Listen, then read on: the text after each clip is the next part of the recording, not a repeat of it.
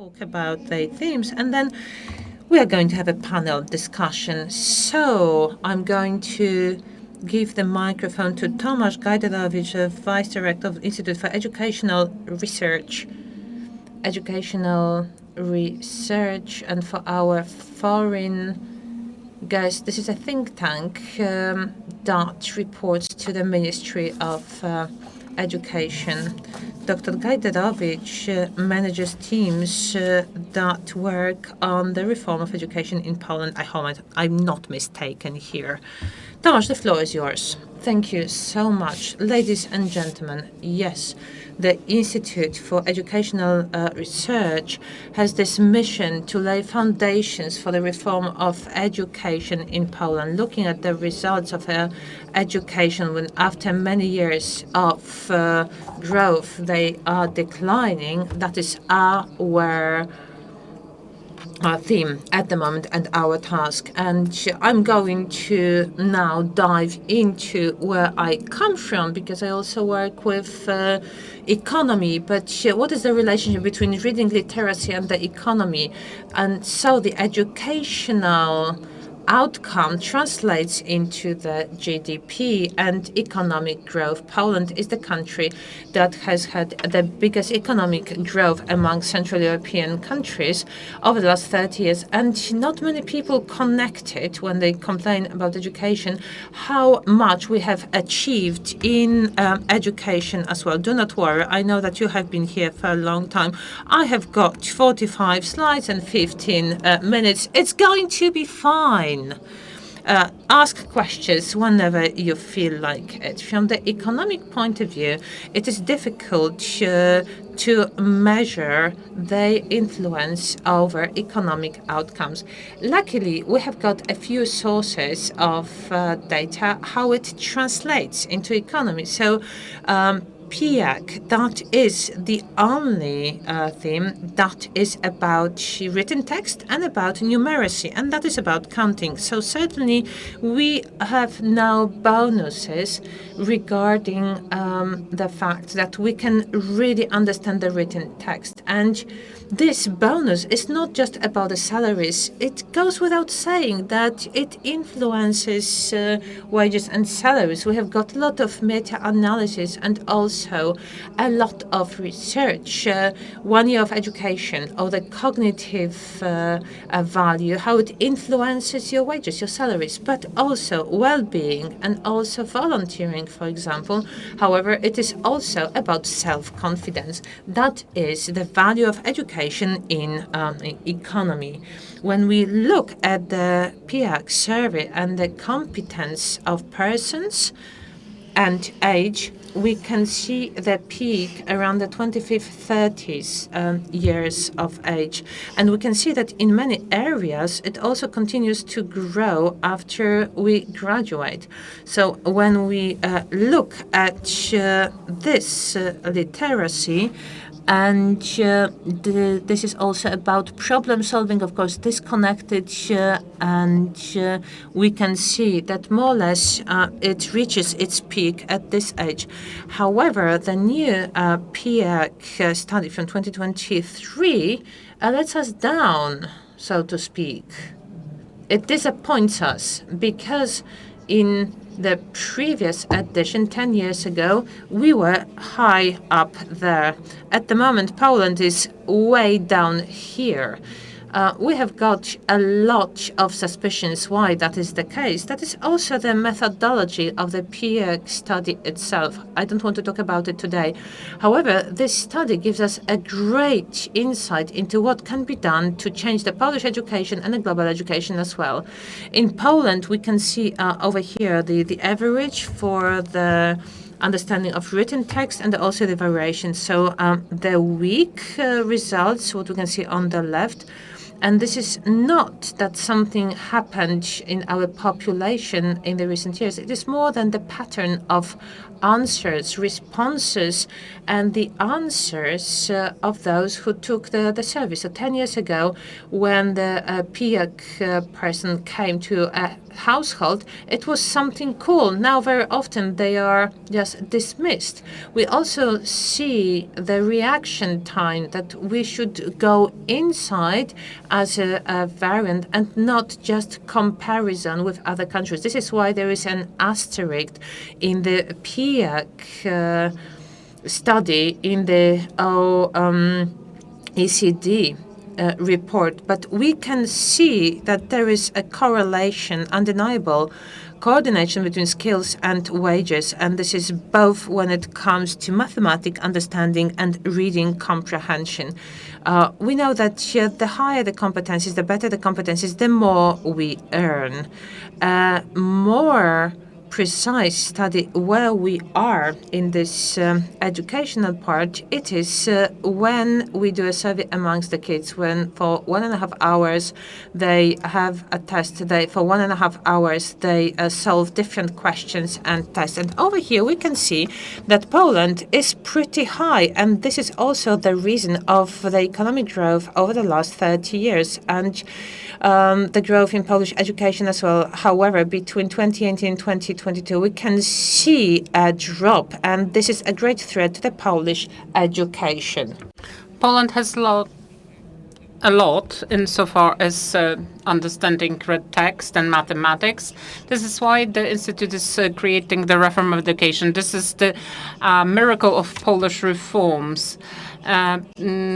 Up to 2018, Poland was in growing trend. It's just a few countries that had the greatest increases and decreases. If we add to it to 2018, only 2022, here in the understanding, in the reading comprehension, we see the drop. These chairs will kill me.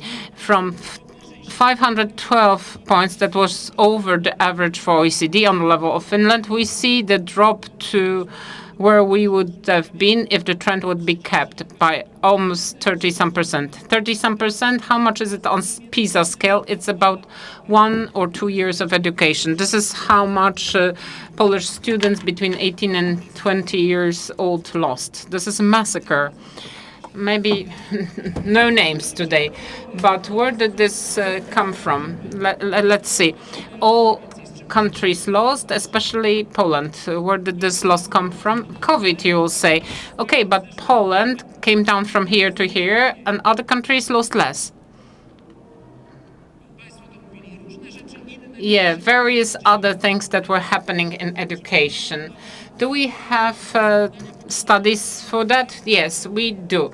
There are studies that show how closing the schools during the pandemic and how long it was closed translated to reading comprehension. And this is actually harrowing. This table shows that proportionally to the length of the closing of schools during the pandemics, the results went down. And the second half of this effect we have in Poland because everything else that was happening in education. We know what happened because there was a great study, and we had a cohort before the reform and after the reform. So we were able to decompose the effect of the educational reform, and it turned out that half of the gap is the effect of the pandemics, and the second half is the structural changes in the education that took place. This is unfortunately a stable result between national studies, PISA studies, first PIRS studies, then PISA studies, that shows what it looks like in all countries proportionally. How long did the schools were closed for in the pandemics? The longest in Europe. Unfortunately, the longest in Europe, and this had its additional effect. This is the study that I was talking about, showing how the results of students differ depending on the cohort they are in. And this study allowed us to decompose the effect between the structural changes in education and the pandemics. So as I've said, half and half. So half of the negative effects is pandemics and half the reform. This is why I need to the reform, not to introduce the changes, but to address this gap and go back to the growth path. We're boasting about it all over the world, not in Poland because we're complaining about education because this is what you do, but in the world, this was an example of a country that didn't have flat results but was climbing throughout all these 20 years. Okay, so how to do it? So discussion goes towards the skills of the future. There is a number of dangers that await us. This is thinking about what are the skills of the future, how to make children in nowadays world to deal better with information, misinformation, myths. We've talked about it a lot today. And the popular myth that unfortunately functions is the following, that it requires to stop memorizing things, and it's not true. There is no critical thinking without some remembered schemes for solutions. Where do we get it? In school. Unfortunately, critical thinking is something that we remember. The fact that the chess master can solve something, it's not his genius. This is because he remembers what are the schemes of working in given situations. It's not only the chess players, also mathematicians. We are experts in given area, and then we are become masters. This is how we read in direct instruction in school, but also by reading books when we are learning about different schemes of thinking and reactions of other people described in various ways. So if we want to teach critical thinking without going into much detail today, the only path to achieve it is deep knowledge in a given area stimulated by these three basic competences. So understanding, reading comprehension, mathematic understanding, etc. This is not very sexy, not very attractive, that this is how it is. But it doesn't mean that it's supposed to not be attractive. It's supposed to be attractive, but at the same time, it cannot lose the base. The examples of countries that went towards reforming the education exactly in this way, by liberalizing it completely, this is the famous Finland. I love at the educational conferences when the Finnish expert comes on a white horse. God, I hope there were no Finnish experts here today. That's good, because a Finnish expert usually enters on a white horse and talks about Finnish reforms. Well, if you would go back in my 40-some slides to this slide, you're going to see that Finland, which is this line almost the opposite of Poland, going down and down and down in recent years. Finland is an example of how to destroy an educational system by making an educational reform throughout the last 20 years and not how to improve it. Economy is another topic. We'll move to economy in a moment. No, it's impossible that time is up. We started later.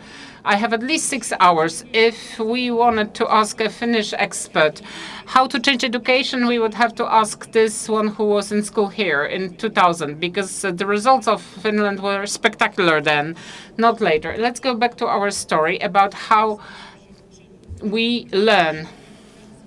So the transfer of knowledge, this is the holy grail of education. The fact that in one area we can remember some schemes and we can move them, translate to other areas. It turns out that this is extremely difficult. Like in chess, it doesn't allow for transfer. You know why the chess players are geniuses? What are they geniuses in? Only in chess playing. When Garry Kasparov started to write a book about economy, I'm sorry, but no. Isaac Newton, this excellent physicist, when they started to deal with chemistry, it didn't work. Edyta Górniak, excellent singer, when she starts talking about life, it doesn't really work either.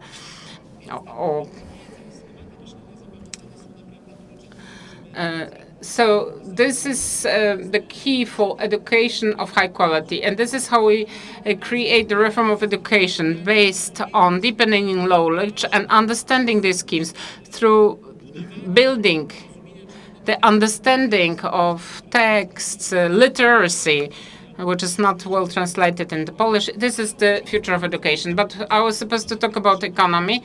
I was supposed to be the economist. If we take PISA studies, when we researched 15 years old, and for 20-some years we observed those results, we can see what was the impact of these on economic growth in various countries. So We here estimate the parameter with human capital in an equation that explains economic growth. And when we look at the parameters in this equation, controlling all the other characteristics of economy, the results are stunning. So parameter 1736 is in the Hanuszka-Bosman research, which one deviation, 100 points on PISA scale, it's translated to 1.736 of economic growth. Do you feel the dramaturgy of what I said? Yes, this means that the whole economic growth that we have in the countries that are standing out are in fact these values that the world is fighting for, that the economy is fighting for. This is an argument for ministers of education when they talk to ministers of economy. This is the value of learning. The value meaning that we have a society who can read, who can analyze phenomena, understands the text, and can go to higher economic levels built on reading. Of course, those analyses were varied, but the parameter 1.76 is not one of the highest. Nowadays, the tests that we creating these research shows that this parameter can be even 6 times as high. This is a sense of existence of Polish state and many others. Okay, we have used these parameters for wealth growth, like the COVID gap and what happened in Polish education and other countries, to how it translates to economic growth. And these effects, on one hand, on economic growth and on also remuneration, individual remunerations, it shares a shocking image, meaning for every single person, every year or each year value of loss because of educational loss and what happened to Polish education is about 3,000 zloty throughout the whole life. Already today, we estimate it at 74,000, which is equal to 7.2% of cumulated loss in GDP. These are results because we operate as, economy works in a cumulative manner. So we built on an economy that was existing 1 year ago. So this growth is exponential. We see that this is actually not only the discussion about education, but elementary patriotism and looking at the future of nations and countries. This is what the educational loss is. And this requires absolutely a key that we need to look at it because we don't link these things. We talk about education as something which is later about labor market and economy, but there is a direct transfer of the quality of education to the economic result, and this is actually proven. There is no doubt. It requires to fight with myths, fighting with everything that we say about education nowadays, which is not according to the truth. And we try to do it in our institute by designing this solution, looking at the facts regarding what works insofar as teaching methods, exams, tests, textbooks. So the education goes back on track. There is no argument that education in Poland shouldn't be on a level of Singapore. There is no argument. Please believe me. They have other brains. Some neurocognitive said something like that to me. No, their brains are the same. But one of the important thing, and this is the second part of my presentation, but I have still 3 minutes, so there is no problem. There are preferences regarding readership. It just turns out that motivation for reading is also really well researched in economic literature. It is done in methods based on hypothetical choices, putting people in situations where we give them various life activities, including reading, and they just choose one of the scenarios, one of the scripts that they would choose, looking at the time distribution. These studies allow us to understand what excites us, what excites children in school, what encourages them to change the way they spend their time. This is based on modeling economic usefulness insofar as how our brain works in the choice of hypothetical scenarios. And we've done such studies not only in the context of future professional career preferences insofar as professional paths, careers, preferences insofar as learning, but also how they learn, how they read, and what things they prefer to read.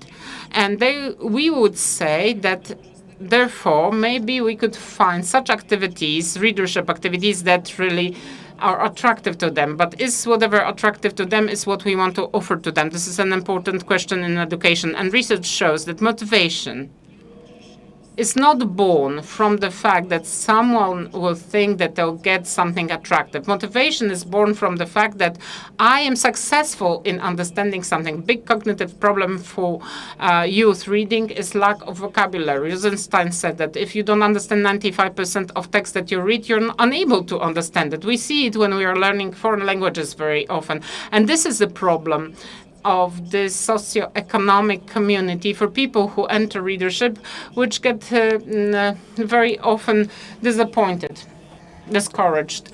And in those models for different time spending, we see here Warsaw versus Poland in this experiment of hypothetical choices. The strongest preference was for reading related to some short reading on internet, surfing on the internet. But please notice that many other methods of reading were also attractive, but only we see the full pictures once we see varied preferences insofar as how they are taught in school. This is not a discovery, but we see a gigantic difference in preferences among students which are on the top insofar as cognitive results, and their preferences insofar as reading novels, books, versus those who are not dealing with it very well.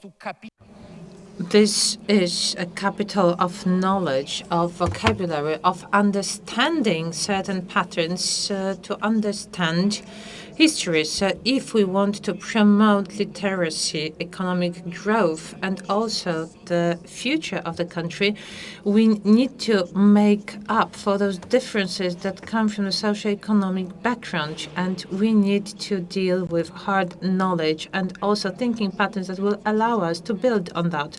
The most differentiating thing in education is for the kids to choose what they want to do. We need to give them options, choices initially, to give them a set of tools how to learn, and then they are going to build on that. And of course, it can be done in a cool and attractive manner as well. However, to promote literacy, we have to really teach effectively and properly. Already? Thank you so much for your attention, then.